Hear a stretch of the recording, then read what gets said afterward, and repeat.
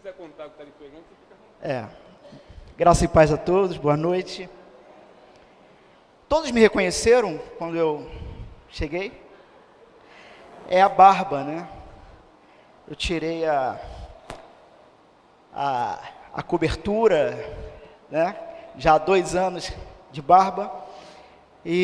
Mas a minha filha menor de 3 anos, quando eu tirei anteontem, ela não me reconheceu, né? Então, se os irmãos que usam barba há muito tempo resolverem a mesma proeza, faça assim perto de testemunhas, né, para que ninguém tenha dúvidas de que é você. Vamos abrir nossas Bíblias, vamos ficar de pé. Mais uma vez, muito feliz de estar aqui com os irmãos. João já vem me convidando já desde o ano passado, mas por vários motivos a gente acabou nunca conseguindo estar presente. Hoje, pela graça de Deus, trago-vos uma palavra, uma mensagem do Senhor através do seu texto em Atos, capítulo 11.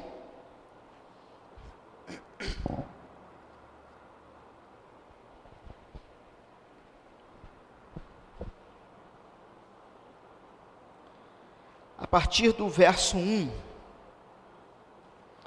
vou fazer a leitura.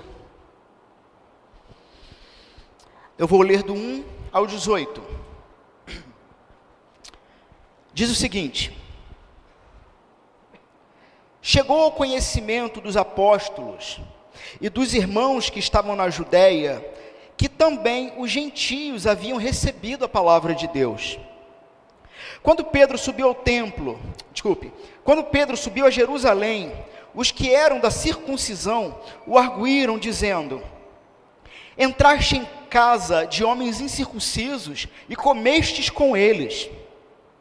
Então Pedro passou a fazer-lhes uma exposição por ordem, dizendo: eu estava na cidade de Jope, orando, e num êxtase tive uma visão em que observei descer um objeto, como se fosse um grande lençol, baixado do céu pelas quatro pontas, e vindo até perto de mim. E fitando para dentro dele os olhos, vi quadrúpedes da terra, feras, répteis e aves do céu. Ouvi também uma voz que me dizia: levanta-te, Pedro, mata e come. Ao que respondi: de modo nenhum, Senhor, porque jamais entrou em minha boca qualquer coisa comum ou imunda. Segunda vez falou a voz do céu: ao que Deus purificou, não consideres comum. Isto sucedeu por 3 vezes, e de novo tudo se recolheu para o céu. E eis que na mesma hora pararam junto da casa em que estávamos 3 homens enviados de Cesareia para se encontrarem comigo. Então o Espírito me disse que eu fosse com eles, sem hesitar. Foram comigo também estes 6 irmãos, e entramos na casa daquele homem. E ele nos contou como vira o anjo em pé em sua casa, e lhe dissera: envia a Jope e manda chamar Simão, por sobrenome Pedro, o qual te dirá palavras mediante as quais serás salvo, tu e toda a tua casa. Quando, porém, comecei a falar, caiu o Espírito Santo sobre eles, como também sobre nós, no princípio. Então me lembrei da palavra do Senhor, quando disse: João, na verdade, batizou com água, mas vós sereis batizados com o Espírito Santo. Pois se Deus lhes concedeu o mesmo dom que a nós nos outorgou quando cremos no Senhor Jesus, quem era eu para que pudesse resistir a Deus? E ouvindo essas coisas, apaziguaram-se e glorificaram a Deus, dizendo: logo também aos gentios foi por Deus concedido o arrependimento para a vida. Amém. Poder sentar.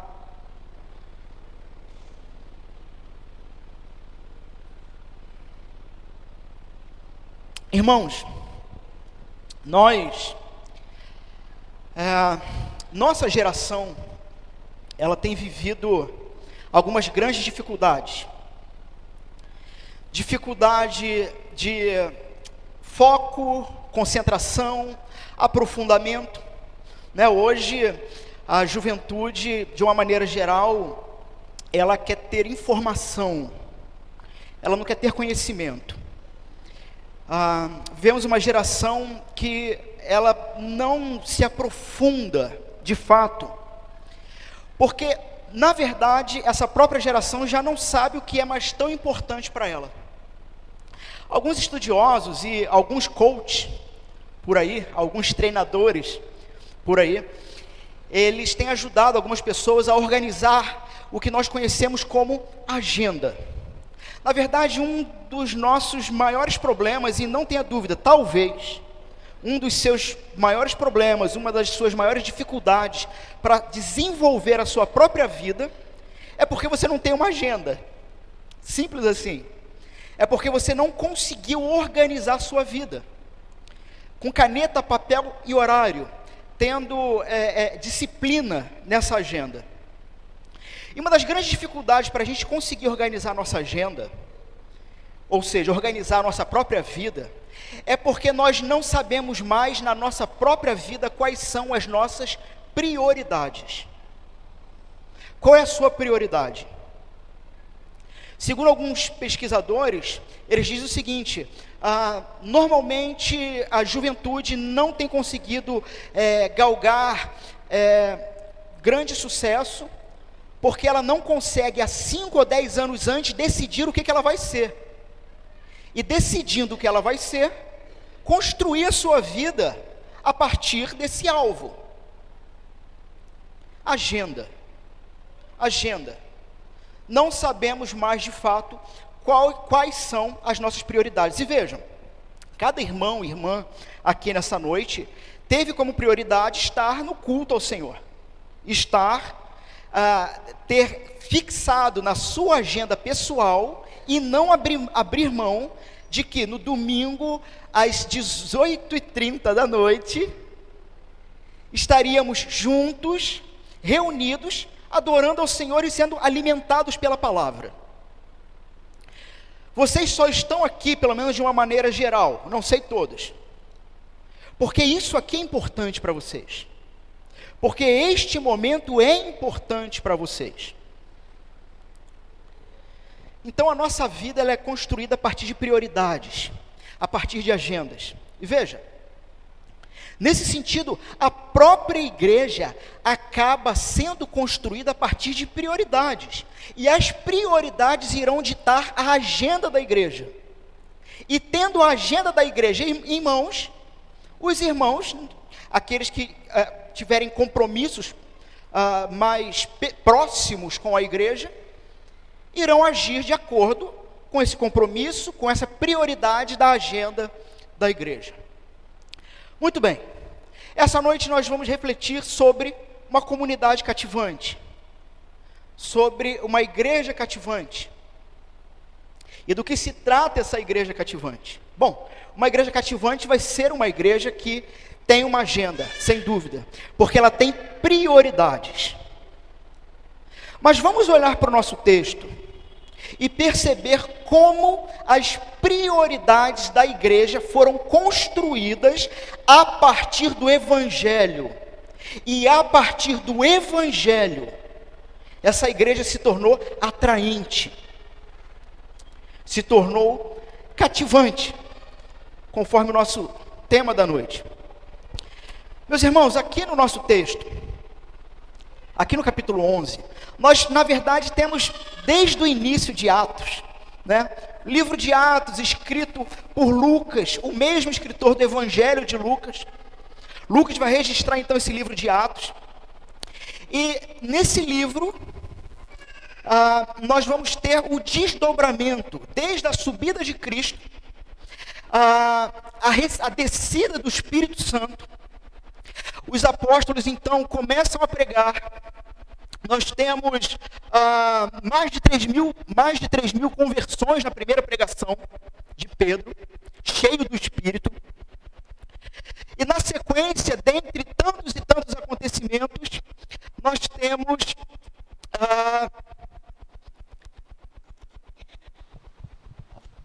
a morte. Está falhando? Obrigado. Nós temos o primeiro mártir cristão, Estevão.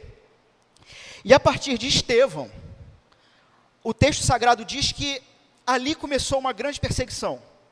E por causa dessa grande perseguição, a igreja, que até esse momento, para que os irmãos se localizem, o finalzinho do capítulo 7, tá? Quase o início do capítulo 8, nós temos a morte de Estevão. Até este momento aqui, haviam se passado aproximadamente 1 ano a 1 ano e meio, entre a subida de Cristo e este evento, da morte de Estevão. Então, entre 1 ano e 1 ano e meio, a igreja estava com seu QG, podemos chamar assim, o seu quartel-general, em Jerusalém. A primeira formação da igreja cristã foi uma formação de judeus, concentrados em Jerusalém. Mas quantos lembram-se do mandato do Senhor? Ide. A igreja pode completar? Ide. Exato. E qual era o mapa estratégico? Jerusalém, Samaria e confins da terra. A igreja estava há mais ou menos 1 ano e meio confortável em Jerusalém. Quando estoura uma perseguição após a morte de Estevão, e a partir dessa perseguição a igreja começa a naturalmente obedecer Cristo de maneira plena. Eles começam a sair de Jerusalém por causa da perseguição, e o evangelho então começa a se espalhar, Samaria, confins, gentios. Muito bem. No capítulo dessa noite, o capítulo 11, ele é uma repetição do capítulo 10. Mas como assim uma repetição?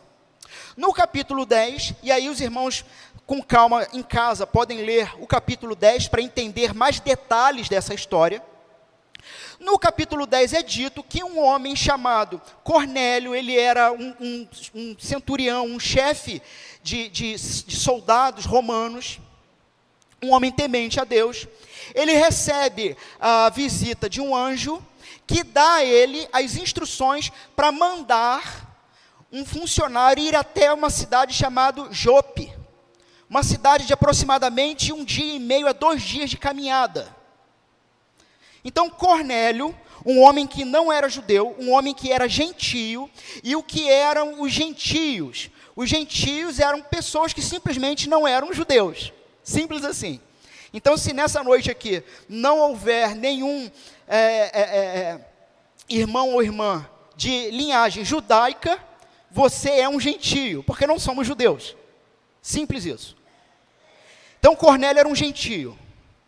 E ele vai mandar, então, um dos seus funcionários, obedecendo a ordenança de Deus, para ir procurar em Jope, na casa de um sujeito chamado Simão, que trabalhava com couro, e lá procurar um homem chamado Pedro, apóstolo Pedro. Muito bem. Pedro recebe, enquanto isso, Pedro está orando, e aí ele tem a visão que nós vimos aqui, que lemos no capítulo 11, lá mostra a visão acontecendo, e Pedro acaba indo até Cornélio.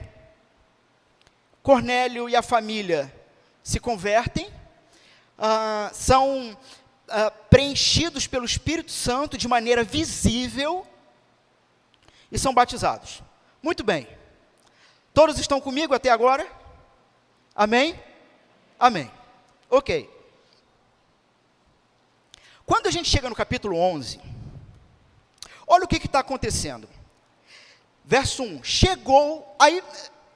verso 48 do capítulo 10, olha. e ordenou que fossem batizados em nome de Jesus Cristo. Então, lhe pediram que permanecesse com eles por alguns dias. Quem pediu? A família de Cornélio. Pedro, fica aqui mais uns dias com a gente, porque agora que nós fomos batizados e fazemos parte da igreja do Senhor, precisamos de mais instruções. Pedro vai ficar mais alguns dias com a família de Cornélio, instruindo. Capítulo 11. Chegou ao conhecimento dos apóstolos e dos irmãos que estavam na Judéia, lá em Jerusalém, que também os gentios haviam recebido a palavra de Deus. Então, nesse meio tempo, a notícia chegou.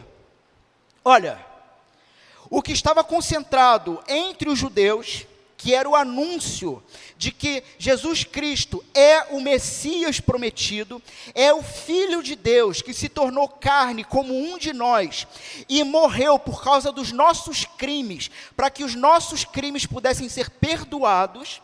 Esse Jesus morreu, e sendo Filho de Deus, e não nasceu de pecado, nasceu por um milagre, nasceu de uma virgem, viveu uma vida inteira sem pecado, e morreu sem pecado. Ele se fez sacrifício para que nós, criminosos, pudéssemos ser perdoados. E esse sacrifício foi aprovado por Deus, porque Deus o ressuscitou ao terceiro dia. Então, a ressurreição de Jesus Cristo foi o selo de aprovação do Pai, de que o sacrifício foi aceito. A partir de então, Cristo detém a chave da morte, e todos que creem nele e vivem a partir dessa crença, não morrerão. Essa mensagem que ela estava num primeiro momento restrita aos judeus, agora chega aqui em Jerusalém. Olha, esse anúncio está chegando agora aos gentios. Saíram de Jerusalém. A mensagem do Evangelho saiu de Israel. Aquilo que Cristo ordenou, de fato, avançou e traz os seus resultados. Homens e mulheres que se arrependem dos seus crimes contra Deus e dos seus crimes contra o próximo, e em Cristo são feitos justos e santos. E isto está atingindo os que não são da casa de Israel. Chegou essa notícia. Verso 2. Quando Pedro subiu a Jerusalém, e Pedro não foi convocado, passou-se esse tempo. A ideia do texto é que Pedro tinha um desejo ardente na alma de contar para os irmãos o que estava acontecendo. Então, ele volta para Jerusalém. Nesse meio, os que eram da circuncisão o arguíram. Quem era essa turma? Nós temos aqui um primeiro indicativo de um problema que a igreja cristã iria, até o final do primeiro século, passar. Qual era o problema? Cristãos, e aqui o texto não diz que não eram cristãos, eram irmãos, cristãos, mas eram irmãos que, aqui são chamados os da circuncisão.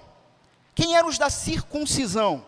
É o que o apóstolo Paulo lá na frente irá chamar de os judaizantes. Quem eram os da circuncisão, os judaizantes? Eram homens, num primeiro momento, de fato, convertidos, mas que faziam parte da igreja do Senhor e entendiam o seguinte: Jesus Cristo é o Rei dos Reis, é o Messias. Se você crer nele e for batizado, você vai ser salvo, mas para ser salvo de maneira final, completa, definitiva, é necessário se tornar um judeu. E como se tornar um judeu? Fazendo uma operação no prepúcio, na genitália masculina, que era a prática da aliança judaica. Então, os judaizantes, ou os da circuncisão, eram homens que diziam que não bastava apenas a fé no Senhor Jesus Cristo, era necessário se tornar judeu, fazendo essa micro-operação íntima. Eram esse grupo. Cristãos, de fato. Cristãos. E vejam, meus irmãos, a fé cristã não se trata de uma transformação de mente num estalar de dedos. Não, a fé cristã, ela se trata de algo progressivo. Progressivo. Você que já está na igreja, que já é cristão, talvez há 30, 40, 5 anos, 3 anos, olhe para o momento da sua conversão e olhe para você hoje e veja o quanto você aprendeu. E lá naquele momento da sua conversão, você só sabia que Jesus era o Senhor, mas você não sabia mais muita coisa. Então isso é muito natural dentro da igreja. Irmãos e irmãs que ainda possuem uma doutrina errada, ou uma agenda que não faz parte da agenda do reino. Por quê? Porque não chegou talvez ao pleno conhecimento da agenda do reino. Muito bem, olha só. Eles arguíram Pedro, verso 3. Entraste em casa de homens incircuncisos e comestes com ele. Meus irmãos, os irmãos conseguem perceber que esse grupo não tem nenhum problema com os gentios se converterem? Eles não têm nenhum problema com o evangelho sendo pregado fora de Israel. Eles não criaram problema nem com o batismo. Eles não indagaram Pedro: Pedro, você batizou os gentios, ou Pedro, você saiu de Jerusalém e pregou para gentios. Eles não tinham problema nenhum com isso. O problema deles era que Pedro entrou na casa dos incircuncisos, que são os gentios, e os gentios para a cultura judaica, desculpa a expressão, mas é uma expressão bíblica, era gente imunda, gente indigna, gente inferior, e desculpa a expressão, era gentinha, como se diz por aí. Era gente que não tinha dignidade aos olhos de um judeu. Era o gentio, o incircunciso. E eles estão dizendo: Pedro, você entrou na casa deles e você comeu com eles. Você comeu com eles. E a ideia de sentar à mesa e fazer uma refeição dentro da cultura do Oriente é uma ideia de comunhão. O que eles estão acusando Pedro é do seguinte: você não somente entrou na casa de gente imunda, mas você comeu o que eles ofereceram e se mostrou plenamente em comunhão com eles, se fazendo igual a eles. Nós, judeus, sempre nos nivelamos por cima. Nós sempre fomos os melhores, os queridinhos de Deus, porque íamos para o culto todo domingo.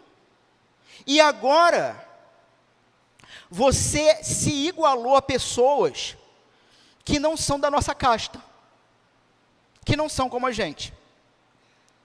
Muito bem. E aí nós vamos ter do verso 3 até o verso, até o verso 18, a defesa de Pedro. E percebam que o apóstolo Pedro, ele não vai responder diretamente a esse problema. Pedro não vai falar sobre sobre comer com os gentios. Pedro vai explicar como chegou até eles e o que aconteceu.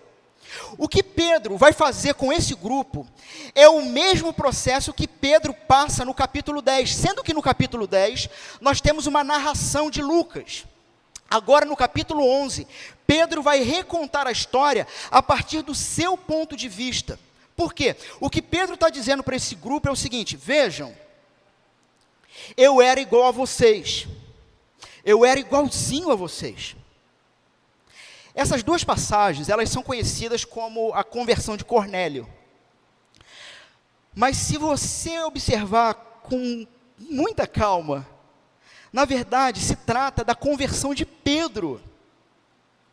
Em que sentido? Pedro já era convertido ao Senhor Jesus? Sim, e mais uma vez, e aqui mais uma outra aplicação para a igreja: conversão é algo que é o tempo inteiro.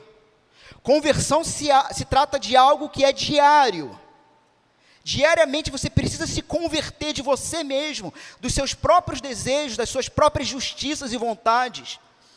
Se converter, ou seja, se virar em direção a Cristo, se abandonando em Cristo. O texto se trata então da conversão de Pedro, mas conversão a quê?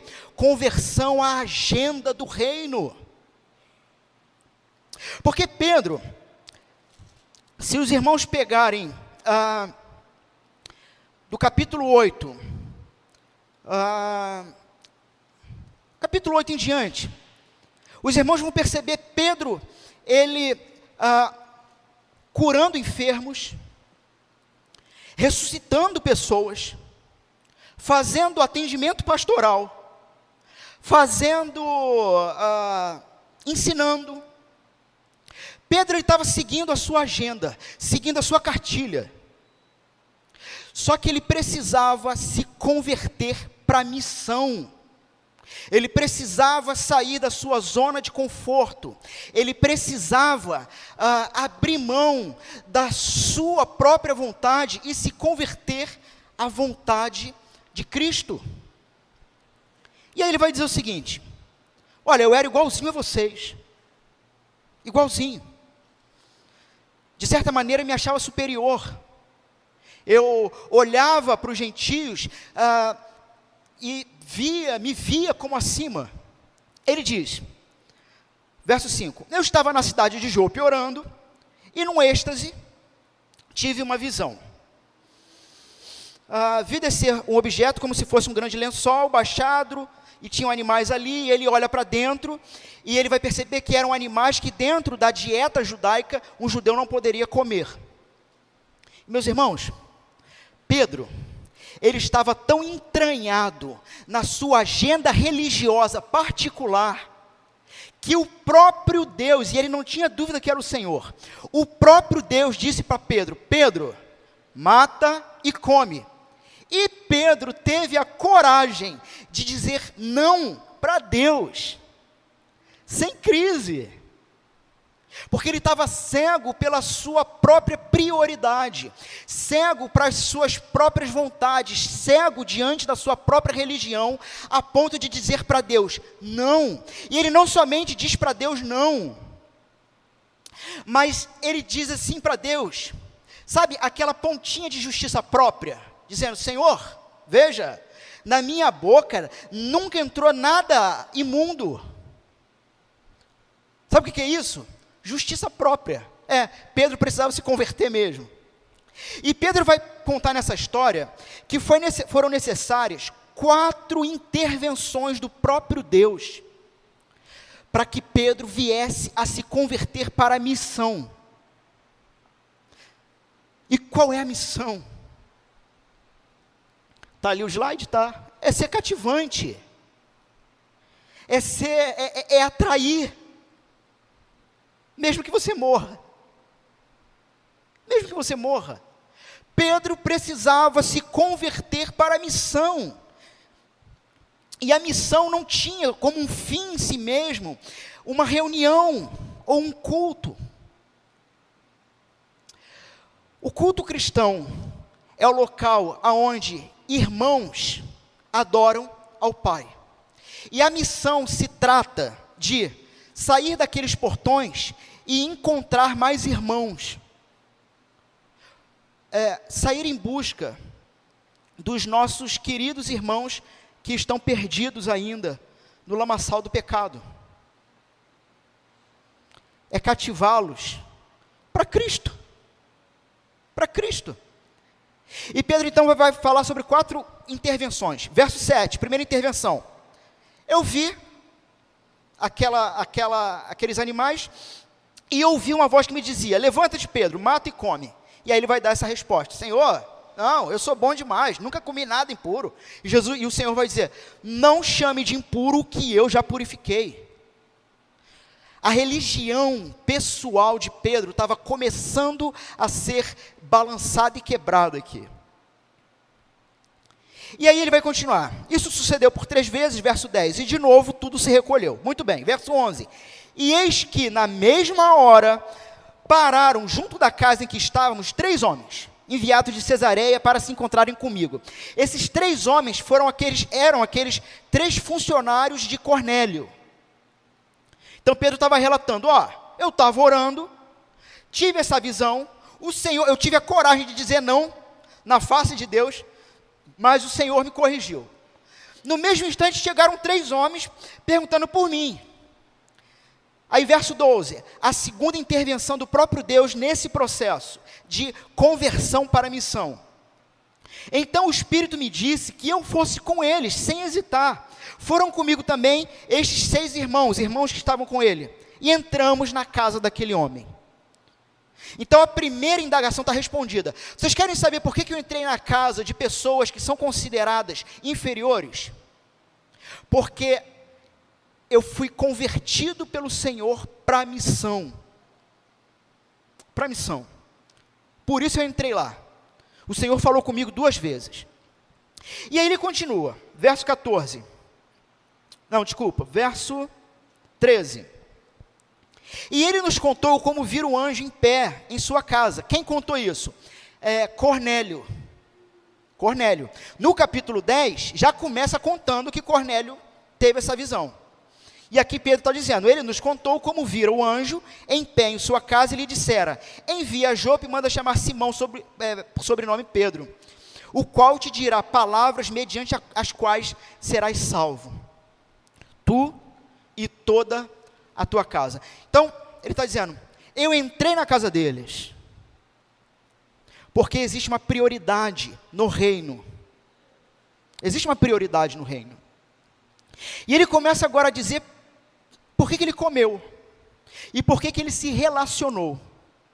E veja, meus irmãos, esse negócio da dieta judaica é tão sério, até hoje, que eu não sei quantos aqui conhecem judeus, mas eu tenho um amigo que ele profissionalmente precisa lidar diariamente com judeus.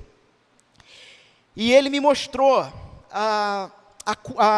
o alimento que eles compram, que eles consomem. É um alimento que ele é comprado em mercados especializados de Israel, e que esses alimentos, eles só consomem esses alimentos que são caríssimos, se esses alimentos possuírem em sua embalagem um selinho de Israel, um selo de qualidade, um selo que diz o seguinte, este alimento não, assim, não é que o selo diz isso, mas ele significa isso, que este alimento não possui nenhum resquício de animais ou de alimentação proibida. E veja no que se tornou a religião de Israel. Hoje Israel, para quem não sabe, é um estado ateu. Sim. Israel é o estado ateu. Não é um ateísmo imposto pelo Estado, mas é um ateísmo natural. O Deus de Israel se tornou um Deus gnóstico. Na verdade, Israel não crê mais num Deus pessoal como o de Abraão. Israel crê numa energia. Mas a dieta judaica é levada a sério. A agenda pessoal e religiosa deles é levada muito a sério. Então Pedro diz, olha, o próprio Deus já tinha falado com ele, que eu ia lá e que eu ia falar palavras de vida para ele. E eu fui lá falar de Jesus. Muito bem. Verso 15. Quando, porém, comecei a falar, caiu o Espírito sobre ele, como também sobre nós. 4 vezes uma intervenção de Deus, para quebrar Pedro, e Pedro ensinando isso a os religiosos. E aí, no verso 16, Pedro dá uma inserção no texto. Ele vai nos dar uma informação que não havia no capítulo 10. Ele diz o seguinte, então, eu me lembrei da palavra do Senhor quando disse, isso está lá no início de Atos.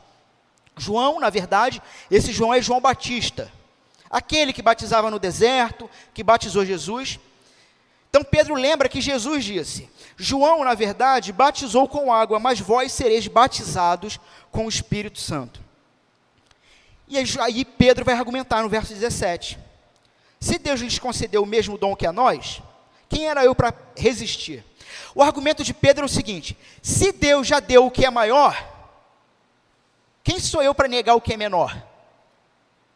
O batismo do Espírito Santo é maior do que o batismo nas águas.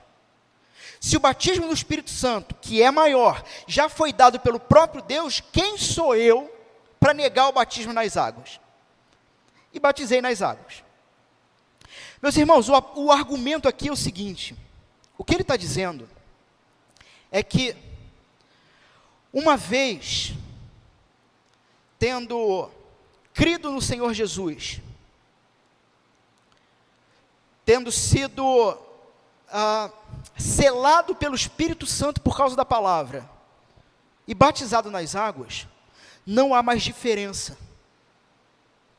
Somos irmãos, somos iguais. Então, por que como com os gentios? Porque estamos em total estado de comunhão.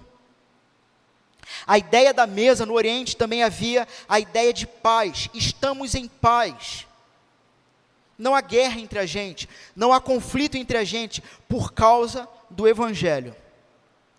E ouvindo eles essas coisas, apaziguaram-se, se acalmaram. Nesse primeiro momento, o problema com esse grupo foi resolvido, mas nós vamos ver no decorrer do texto sagrado o quanto que os apóstolos ainda lutaram com os judaizantes, e Paulo lutou com muitos judaizantes, mas nesse momento glorificaram a Deus dizendo, e vejam a frase, eles estavam num processo de se converter à missão. Só que essa frase final aqui, meus irmãos, é uma frase, no mínimo, com uma conotação preconceituosa ainda. Porque ele diz, dizendo, logo, também aos gentios foi por Deus concedido arrependimento para a vida. Eles estavam glorificando a Deus, eles estavam em paz, mas talvez ainda não tinham se convertido à missão do reino. Porque veja que frase que pode ter uma conotação até ainda preconceituosa. Veja, até a esses, os gentios, não são chamados de os novos irmãos, mas veja, até a esses, Deus também está concedendo salvação, aleluia, glória a Deus. Muito bem. Meus irmãos, Pedro precisou passar por um processo para reconhecer o que era prioridade. O que era prioridade? A prioridade se trata da missão. E essa missão, ela leva à comunhão, naturalmente. Naturalmente. Vamos para algumas aplicações pontuais. Na verdade, eu vou fazer uma aplicação do espírito do texto. E em seguida eu vou fazer uma aplicação direto do texto. Meus irmãos, somos todos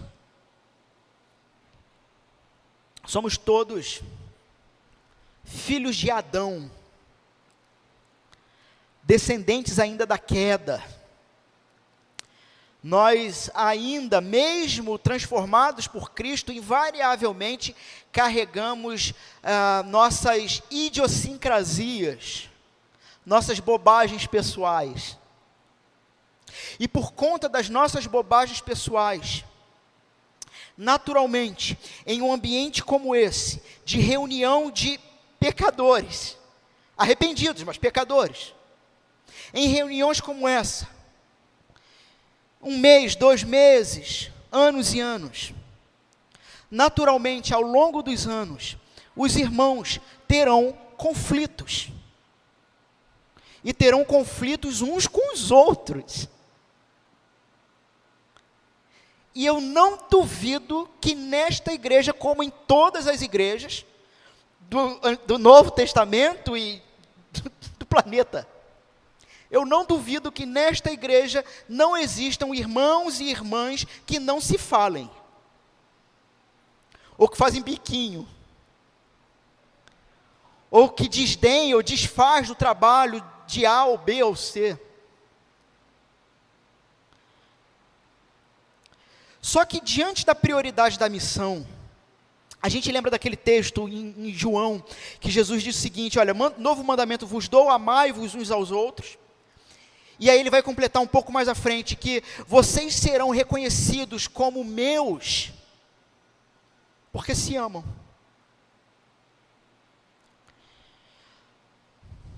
Existe uma preocupação, que é a preocupação do reino. O reino precisa expandir, meus irmãos. O reino precisa expandir. O reino de Deus, ele está em expansão. O nosso papel, nós somos chamados pelo Senhor para fazermos parceria com Deus. Somos parceiros. É Deus que faz tudo. Ele nos chama para sermos parceiros dele. Isso é uma honra. Nós temos em nossos lábios uma palavra chamada evangelho, que os anjos se inclinam para ouvir, de tão doce que é isso. Essa doçura é por causa da doçura do amor de Deus. Mas como? E os irmãos, pensem por um instante. Como? Em nome do Senhor Jesus, como? Esta igreja local, e aí, meus irmãos, aqui não é carapuça para ninguém, até porque eu não sei as histórias de ninguém, mas eu tenho que pregar para vocês, eu tenho que falar para vocês, eu estou aqui, eu não vou falar da igreja de Copacabana, estou falando para vocês. Então assim, não é carapuça, é pessoal, é você. Pensa, como você e esta comunidade de fé podem se tornar uma comunidade que atrai pessoas perdidas nas ruas vizinhas. Porque a missão, tem a missão do outro lado do mar, mas missão também se trata do outro lado da sua rua. Como que você vai conseguir atrair pessoas para esse doce evangelho, se você não consegue engolir o seu próprio orgulho e se reconciliar com aquele irmão ou irmã da sua comunidade de fé? Como? Como? Se você não estiver disposto a isso, ok, continue todo domingo vindo a um lugar como esse, feche os olhos e cante. Mas saiba que você está agindo como um peso morto no reino. Está praticando um desserviço. O seu testemunho diante da igreja, e diante da sua vizinhança, e diante dos seus colegas de trabalho, será o seguinte: para ser como este, que se diz cristão, prefiro ser budista. Pelo menos fique em silêncio e tenho paz.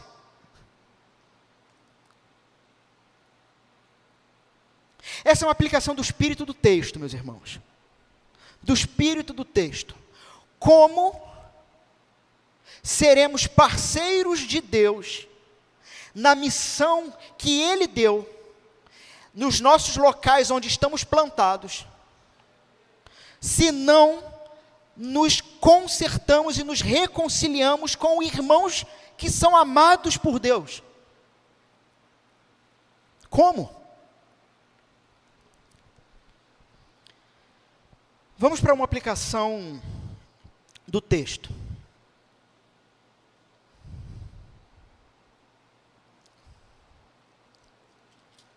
Como eu já disse, missão. Você quer ser relevante?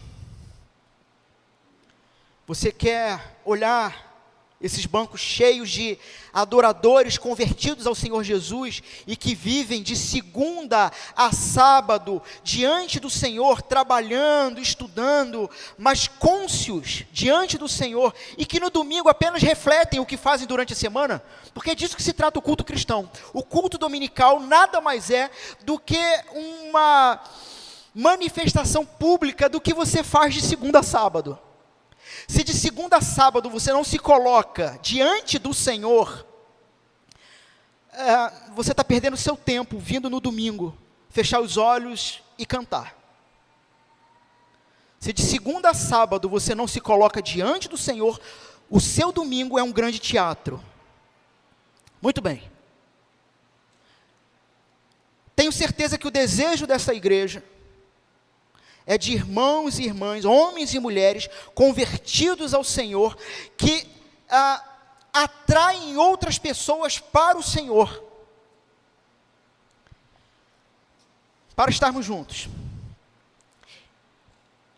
E aí essa aplicação, meus irmãos, alguns podem achar uma aplicação boba, de tão óbvia que é, mas é prático. É prático. E isso aqui o que eu vou dizer não é uma dica, não é um conselho. Encarem como uma ordenança pastoral, é para fazer, porque os irmãos estão expostos diante do texto. Veja, todos aqui têm um parente, um vizinho, um colega de trabalho, que é um problema na sua vida. Todo mundo tem. Sabe, eu vou usar aqui uma linguagem aqui, mas não é que eu acredito nisso não, é para vocês entenderem. Sabe quando o pessoal fala assim, meu santo não bateu com o dele? Para dizer o seguinte, não fui com a cara. Todos nós temos alguém em que de uma determinada maneira nós olhamos por cima, nos colocando como melhores. Muito bem, diante do texto da noite, diante da palavra de Deus exposta, como uma ordenança pastoral, vocês a partir de hoje irão começar a orar por essa pessoa. Tanto aqui dentro, quanto lá fora. Começa a orar por essa pessoa. Primeiro motivo é que a gente nunca fala mal de quem a gente está orando. Se você não acredita nisso, faça um teste. Está com problema com o seu pastor? Comece a orar por ele. Daqui a 2 meses, orando todo dia, quando alguém vier perguntar pelo seu pastor, você não vai conseguir falar mal dele, você já está com ele diante de Deus. Comece a orar por essa pessoa. Não conseguimos falar mal de pessoas pelas quais estamos em oração. Após um período de oração, esperando que o Senhor opere, veja um momento específico e faça um jantar para essa pessoa. Convide essa pessoa, convide seu vizinho, aquele vizinho, sabe? Que tem aquele cachorro que você já pensou em jogar carne com veneno? Vizinho de apartamento que coloca música no último volume. Depois de um período de oração por ele, entendendo que a missão e a expansão do reino é mais importante do que os seus próprios desejos, faça um jantar e convide. E não tenha dúvida, se for um bom cardápio, a pessoa não vai negar. Faça uma refeição com essa pessoa. Traga essa pessoa para dentro da sua família. Permita que essa pessoa veja como que Jesus reina na sua família. Mas para isso tem que reinar. Para isso tem que reinar. Traga-o para dentro da fé. Deixe ele perceber por que vocês são diferentes. Vocês não são diferentes porque são melhores. Vocês são diferentes porque se perceberam como os piores e foram perdoados por isso. Faça isso 1, 2, 3 vezes. 70 vezes 7. E meus irmãos, eu não estou brincando. Pode demorar 1 ano, pode demorar 2 anos. Mas o que o Senhor tiver para essa pessoa ficará claro. E você terá sido instrumento de Deus. E alguém pode perguntar, pastor, então você está me garantindo que a pessoa vai se converter nesse processo? Não. Não. Eu estou garantindo que o Senhor vai agir. Se essa pessoa tiver que se converter através da sua casa, da sua família, da sua pessoa, amém. Se não tiver que se converter, uma hora isso vai ficar claro. Que o Senhor nos converta das nossas próprias agendas religiosas. Que o Senhor nos converta das nossas justiças próprias. Que o Senhor nos converta do desejo de ficarmos no nosso meio confortavelmente em culto, o que é maravilhoso. Mas nos converta ao próximo. Nos converta ao outro. Porque isso vai glorificar o nome de Deus. Amém? Amém. Que o Senhor lhes incomode profundamente. Lhes tire noites e noites de sono. E aqui não é praga que o pastor está rogando, é um desejo. Que o Senhor lhes tire noites de sono, até que cada coração exposto à palavra nessa noite se converta à missão do Evangelho. Amém.